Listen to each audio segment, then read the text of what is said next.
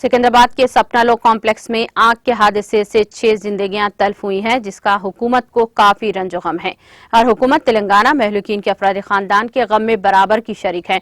इन ख्यालात का इजहार रियासती उजरा मोहम्मद महमूद अली और तलसानी श्रीनिवास यादव ने जुमा को गांधी हॉस्पिटल में जेरे इलाज आग हादसे के जख्मियों और सिकंदराबाद के सपना लो कॉम्प्लेक्स में पेश आए आग हादसे के मुकाम का मुशाहिदा करने के बाद किया।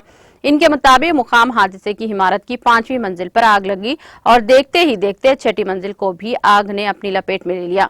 धुआं और आग के शोलों को देखकर इमारत में मौजूद अफराद ने अपनी जान बचाने के लिए ऊपर से कूद पड़े, जिसकी वजह से वो जख्मी भी हो गए हैं।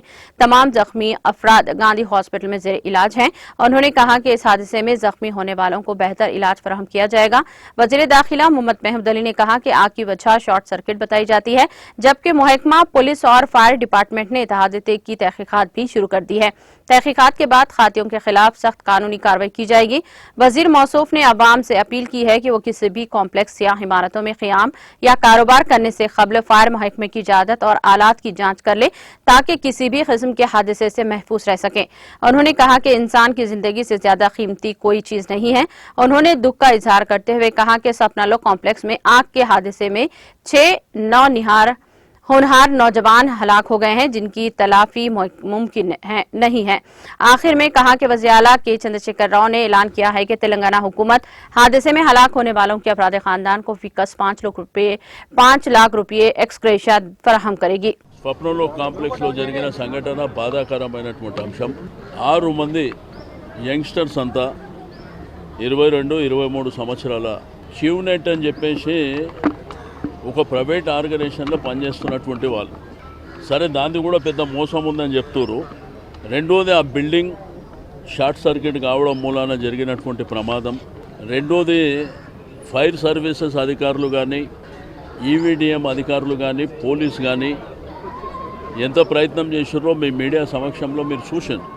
బట్ పూర్తి స్థాయిలో ఎఫర్ట్ పెట్టినప్పటికీ ఈ బాధితులకు సంబంధించినటువంటి మిత్రులు వాళ్ళు సేవ్ అయిన వాళ్ళ ఇన్ఫర్మేషన్ ఇచ్చింది, ఇంకా ఒక 11 మంది ఉన్నారు అని।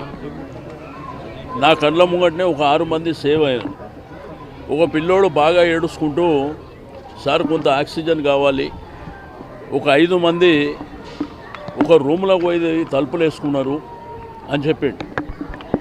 అయితే మరి అది ఎట్లా అనంటే దాన్ని బ్రేక్ చేయాలి, మనకు అక్కడ ఐరన్ రాడ్స్ ఇట్లా ఉన్నాయంటే నేను ఇమీడియట్ అధికారులతో మాట్లాడి ఆ మెటీరియల్ అవన్నీ ఇచ్చి పంపించిన। బట్ అక్కడ వాళ్ళు ఏంటంటే ఆ భయానకమైనటువంటి వాతావరణంలో ఒక 3 ఆడపిల్లలు, మరి అదేవిధంగా 3 యువకులు, 4 ఆడపిల్లలు, అయితే వాళ్ళు వెంటనే పోయి అది బ్రేక్ చేసి వాళ్ళని తీసుకొని వచ్చారు। అది మీ మీడియాలో కూడా రాత్రి చూసింది। వాళ్ళు అన్కాన్షియస్ ఉన్నారు, సేవ్ అవుతారు అనుకున్నాం మనం కూడా। బట్ వాళ్ళు ఏంటంటే ఆ ఫైర్ ఏదైతే స్మోక్ ఉందో ఆ స్మోక్ తట్టుకోలేక వాళ్ళు అక్కడనే మరణించారు అనేది తర్వాత తెలిసింది। అయినప్పటికీ ప్రభుత్వం ఇప్పుడే ముఖ్యమంత్రి గారు కేటీఆర్ గారు హరీష్ రావు గారు కూడా ఇప్పుడే మాట్లాడారు। బాధితులను ఆదుకునేటువంటి బాధ్యత గవర్నమెంట్ది। డెఫినెట్గా వాళ్ళందరికీ 5 లక్షల రూపాయల ఎక్స్గ్రేషియా ఇవ్వడం జరుగుతుంది, ఎవరైతే బాధితులు ఉన్నారో వాళ్ళందరికీ కూడా।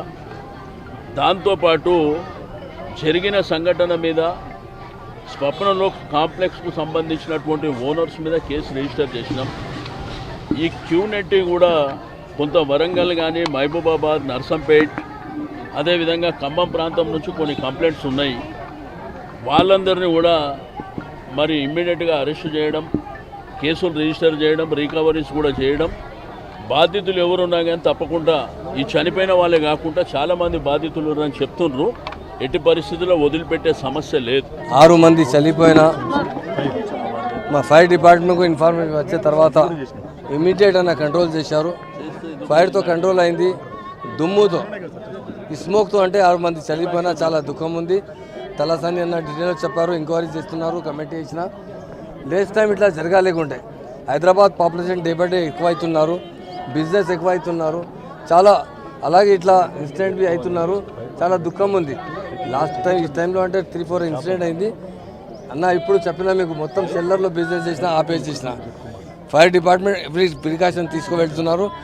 నెక్స్ట్ టైం ఇట్లా జరగాలేకుంటే తప్పకుండా ప్రికాషన్ తీసుకోవాలి.